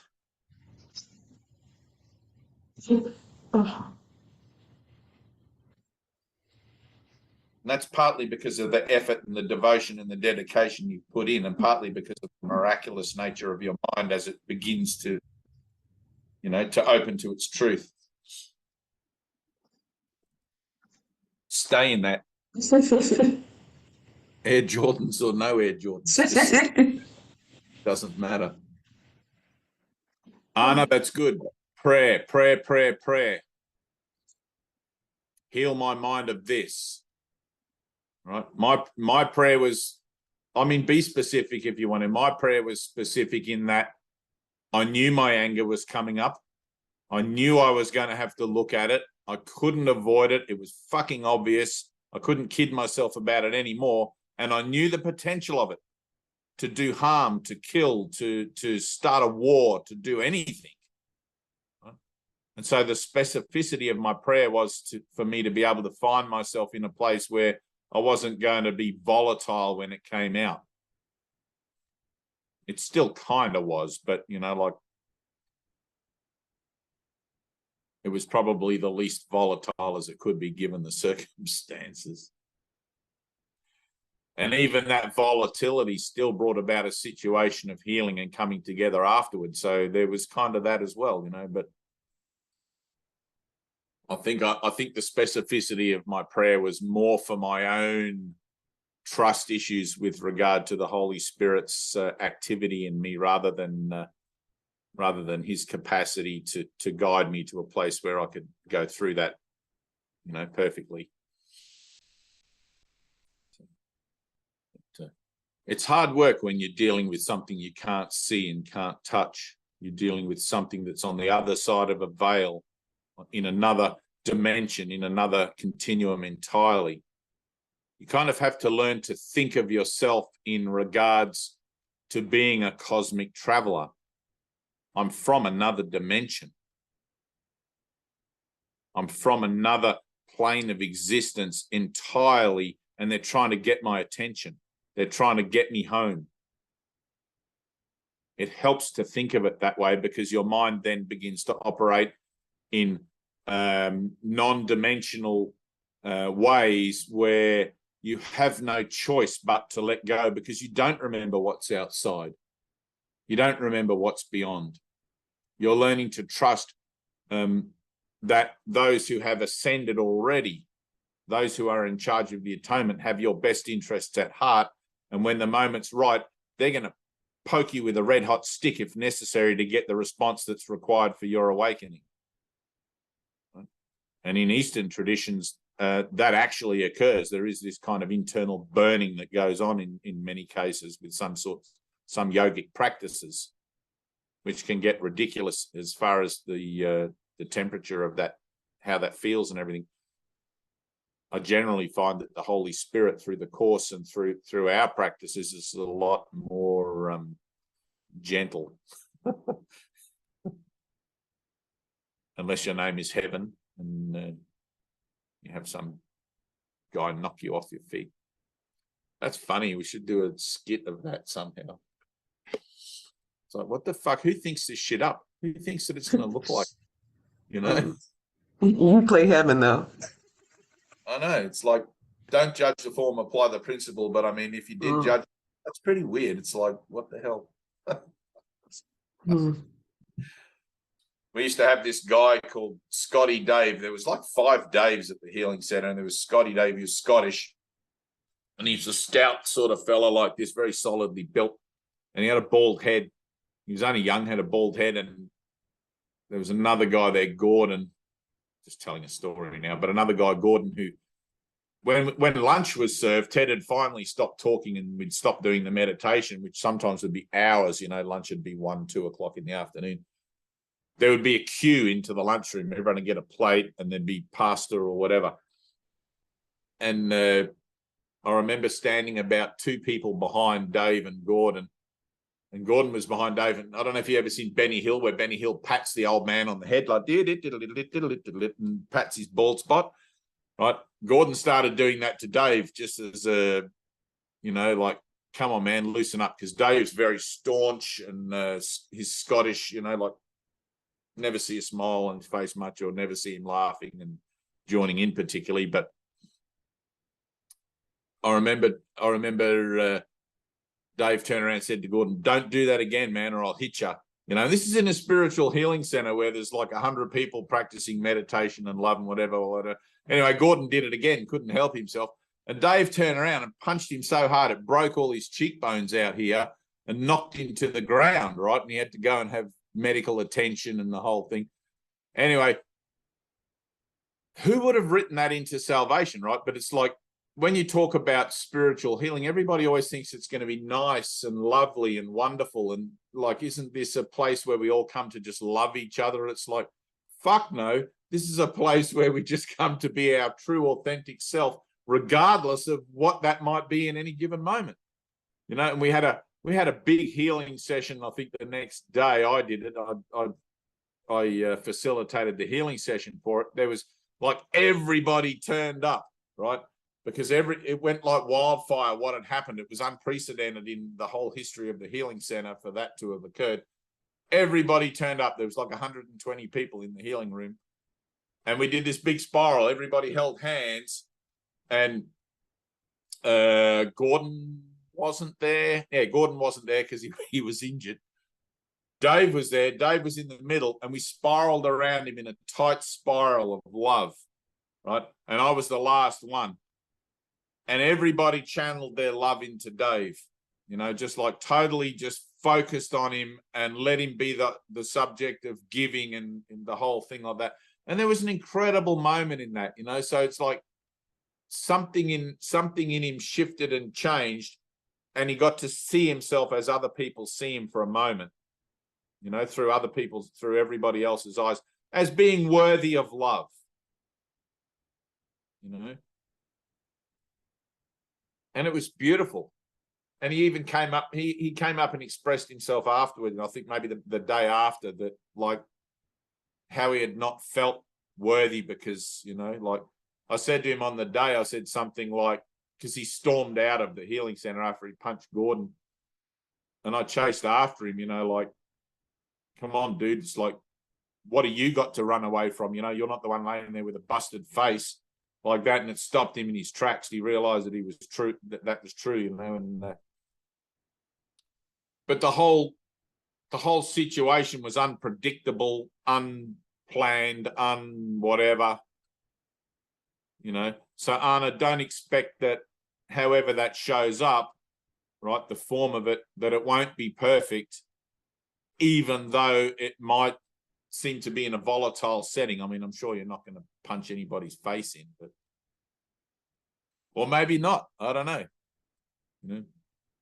But me and Heaven and Gordon and Dave, we've already done that part for you. You know, you don't have to do that. You can learn from our lessons and you know, take a load off. When your anger comes out, hopefully it'll just be this little like, is that it? But it's like a shadow. You know, Plato's cave. It's like the thing that casts the big shadow is actually only very small. It's actually almost nothing, but with the fire, it looks so big and daunting, and we fear it. And like when it comes up, it's like, oh my God, I'm so angry. It's like, but what is that anger really? Where is it in you that it's only this big in its nothingness? It's just a belief.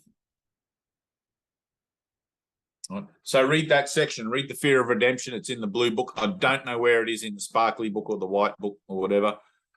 You want to read I'll it, find Tina? it. Yeah, I have Tina's it. got it. I have it. Tina's got The it. whole You can thing? read it out. The whole thing? Just right. the first couple of lines there. Okay, got it. All right, the fear of redemption. Whew. You may wonder why it is so crucial that you look upon your hatred and realize its full extent. You may also think that it would be easy enough for the Holy Spirit to show it to you and to dispel it without the need for you to raise it to awareness yourself. Yet there is one more obstacle you have interposed between yourself and the atonement.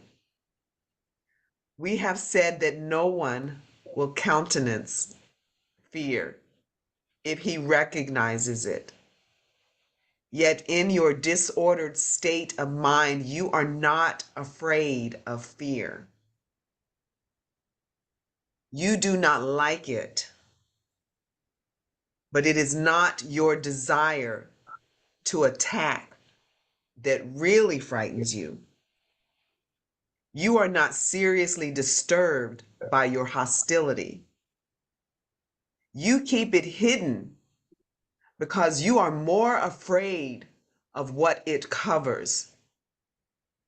You could look even upon the ego's darkest cornerstone without fear if you did not believe that without the ego, you would find within yourself something you fear even more. You are not really afraid of crucifixion. Your real terror is of redemption.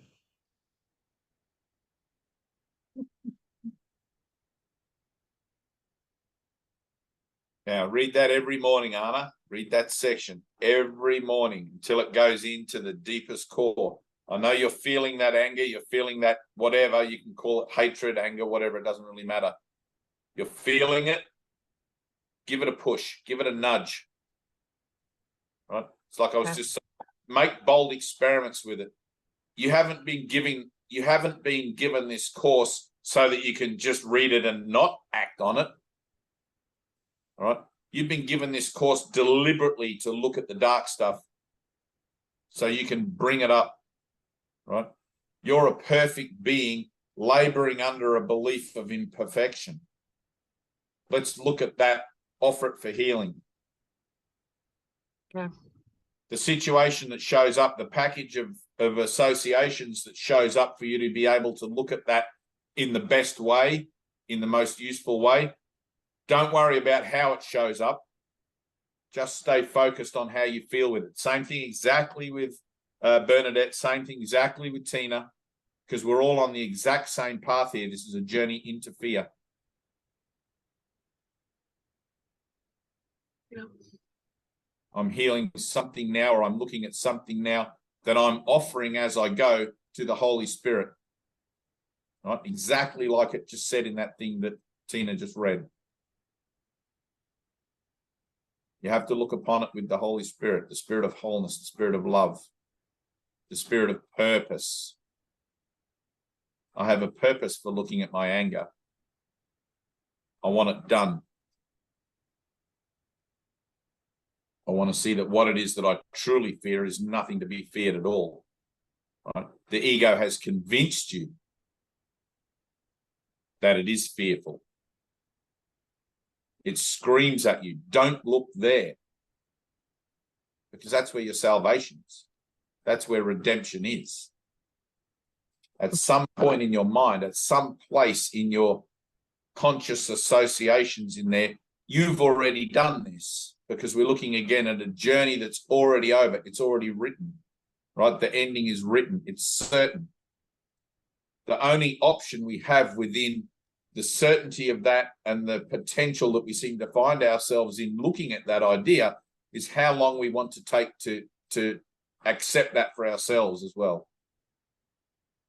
How long do I want to take to accept God's certainty of me? I have free will. How long do I want to take before I surrender that idea of free will and simply stop? Simply be still and let whatever happens need to happen. It's like, all right, let's do it now. There is no world. What am I doing here? There is no world. What am I thinking about? There is no world. What do I think tomorrow is going to bring? There is no world. Everything else is just maybe this, maybe that. What about? Questions, doubt. There is no world. I'm telling you that. I know you can't hear it, because the only way for you to actually hear it is to experience it for yourself. That experience is the illumination of your mind. In that experience, you'll be able to look back and see that the world is nothing more than a matrix, a figment of your imagination. You're literally trapped in your own mind in this kind of reality that has no reality at all, but which you've convinced is your home, and you're stuck here. You've convinced yourself of it because you've listened to a voice that knows not of your reality. The world cannot tell you who you are. It cannot tell you that you are a sexual person, that you are a competitive person. It cannot tell you that you are an angry person. All of those things are just hallmarks that are being used in your salvation for your own healing. They're things you can recognize and associate with so that you understand within yourself that healing is actually occurring. And stop getting in the way. Stop fucking it up.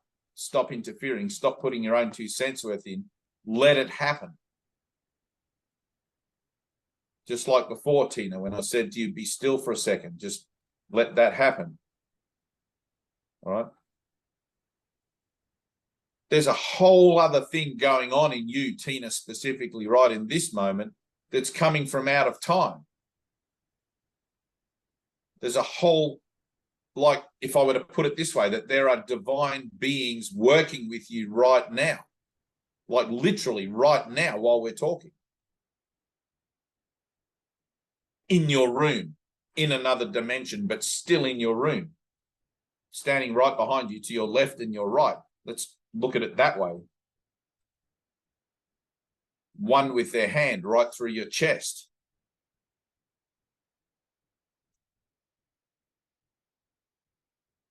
That's actually happening. They're not beings, it's energy. They're not people or things as we imagine them, because that's only the construct of our own mind. But it is the presence of the love of God that is beginning to become active in you. It's doing what it needs to do. And in your mind training, you're learning to allow that to occur without interfering, without going back into the stories. The stories only open you up to the possibility and the potential that the healing is contained in, or the you know, what's in you that needs to be done. You're perfect. You're coming to your own perfection. You're coming to your own recognition and acceptance of the fact that you're perfect. Same thing, Bernadette. You feel it in your chest right now. You can feel it here in your heart space. If you be still, you can get in touch with that and breathe into it. Close your eyes for a second. Feel it. There's a warmth. There's a goodness.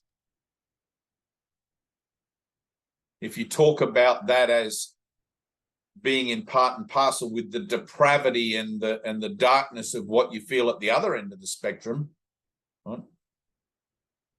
You're going to be able to align those two things. You're going to be able to take that whole package of energy and allow it to simply mix together, so that instead of having the black and the white or the yin and the yang, there's no good or bad in either of it. I don't know if that makes sense, but it's like, you know the truth already. You feel it in your heart space. That's where it radiates from. We call that love because we don't have another word for it, right? Everything else that seems to be going on in you, bring it to the love. Don't try to bring the love to it, right? All that sexual stuff, all that abuse stuff, all that trauma stuff, all that whatever it is, bring it to the love, bring it to the light. Bring it to where you truly feel at your highest place, right? It's like the Holy Spirit is you. You are the spirit of love. You are the spirit of wholeness. You are spirit. Same thing, Anna, that anger, and you said you can feel it just under your heart. It's trying to come up, right? Symbolically, we feel things in our body, and we have these kind of, let's say, energetic pulses or energetic impulses, energetic feelings. I don't like calling them chakras, because then there tends to be some kind of rigid structure as to how they need to occur or what needs to happen, or these all have. That's all bullshit. It's like you feel something somewhere in your body. Don't give it a name. Don't give it a reference. Simply offer it up. I feel the truth. I feel the stirring of God's strength in me. Where do I feel that? I feel it in my heart. I feel it passionately.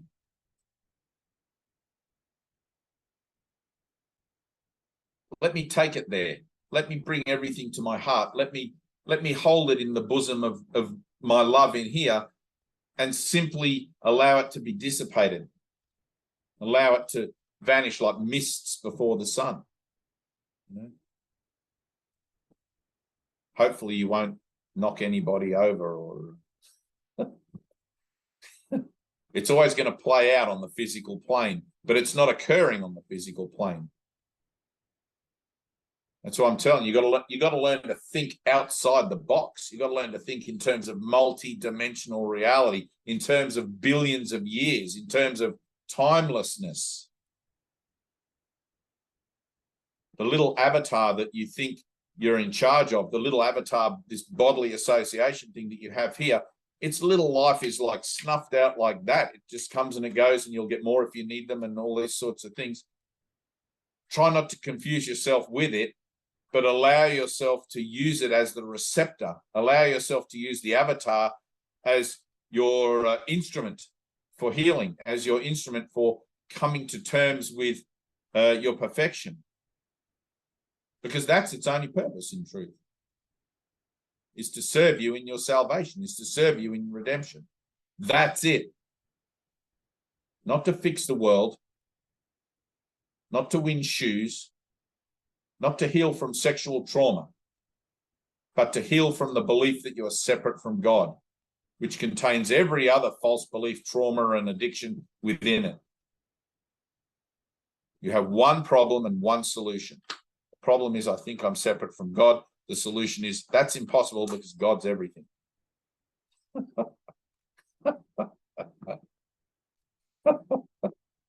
Now stay there, stay in that place, and let it be revealed, let it be shown. Don't forget to ask. Ask. Show me, Father. I want to know.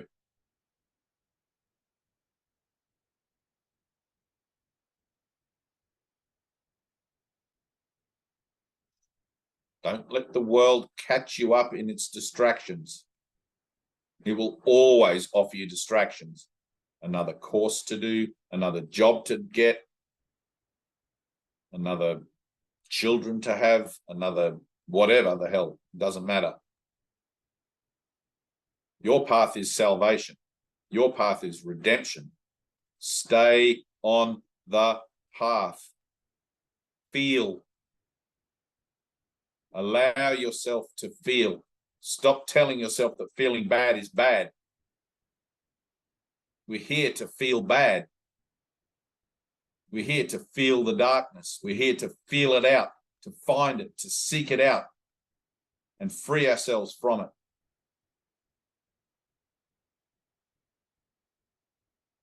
This is a journey into fear. You are crusaders. Listen, learn, and do. Listen, learn, and do. It's the whole motto for the course. Listen, learn, and do. Listen to my voice, learn to undo error, and do something to correct it.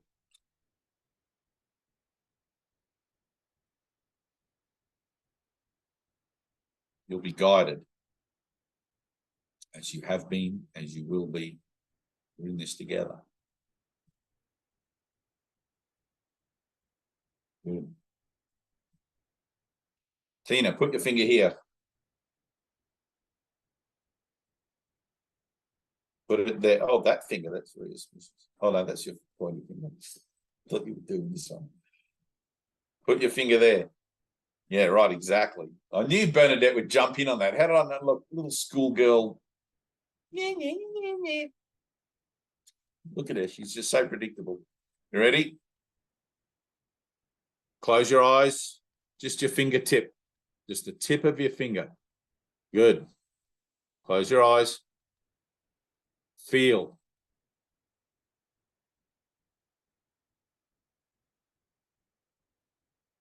Take your finger away slowly. Good.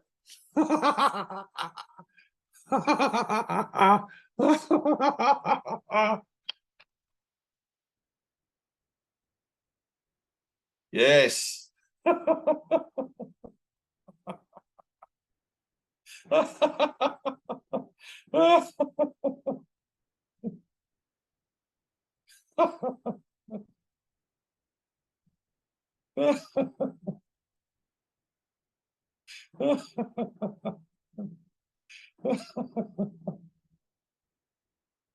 There's only one mind here.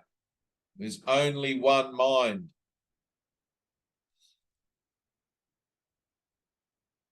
Good.